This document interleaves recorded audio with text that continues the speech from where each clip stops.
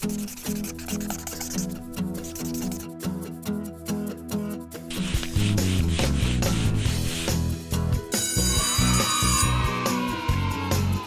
like that there is a lot of people here, and at recess you can meet a bunch of new people, and most of the kids here are pretty nice. I like going to my after-school program here. I like the teachers that teach here, and I like to meet Coach John. We're really lucky to have full-day kindergarten. The curriculum is so full. You know, we're doing reading and math and science and social studies and writing. I mean, you're doing all that in just like any other grade level. And kindergartners need things repeated like so many times. Last year, all of the kindergartners were at grade level for entering first grade, which is really amazing. So there are a variety of ways that we assess students' growth. We operate from an understanding that it is our job to meet them where they are. We do things like daily check-ins and kind of more teacher-driven checks, to find out how much students are really understanding of the curriculum. And we use them in the cycle of inquiry to inform our work. So cycle of inquiry is this idea that you're constantly reevaluating your instructional practice and recalibrating the way that you're teaching. What is my data? What is it telling me? What deficiencies in my instruction exist? And identify those, develop an action plan, and go with it.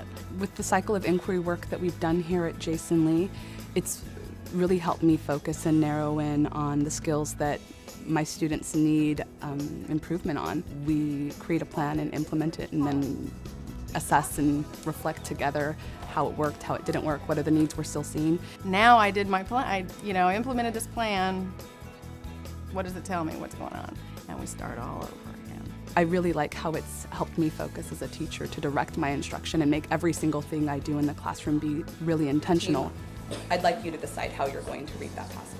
In terms of professional development, I go into classrooms by invitation to teachers. I also make it clear that I kind of roam around the school and I observe, and I try to get into dialogue with teachers about their instruction. Teaching's hard, and I want to be successful at it, and sometimes it's nice to just have that person to bounce my ideas off, or to come in and watch and say, you know what, I saw you do this and it wasn't really working for this student, so maybe we can try this.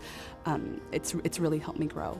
It's really more about improving your personal impact on kids than it is about evaluation or judgment of any kind. It's daily work. What are we doing every day? We go into our meetings and, okay, now what do we've got this information, we're getting this feedback around from teachers.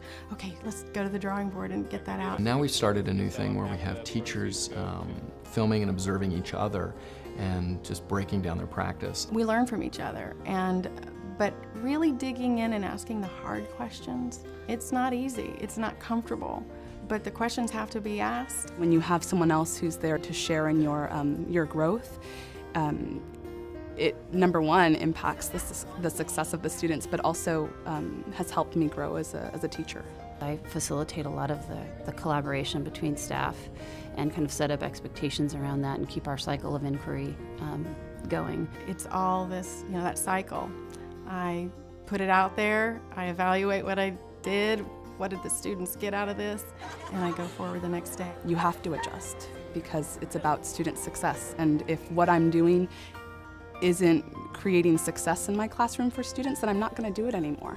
It's really about getting together to make yourself better because the kids deserve it. The administrations, Sasha and Leslie, are a presence and are in my room often, and in the halls often, and in the cafeteria often, and I feel that connection they have with students, they know them by name and they're constantly interacting with them.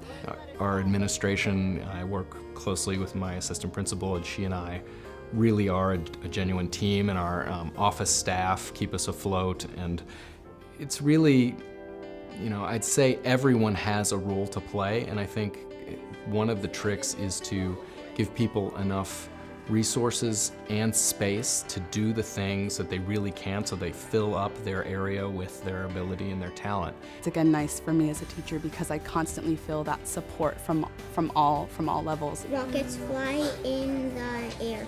This is our second year of having uniforms. We had some parents come to us and ask if, that's something that we would consider. And after some further exploration, we realized that there was a large group of people who were interested.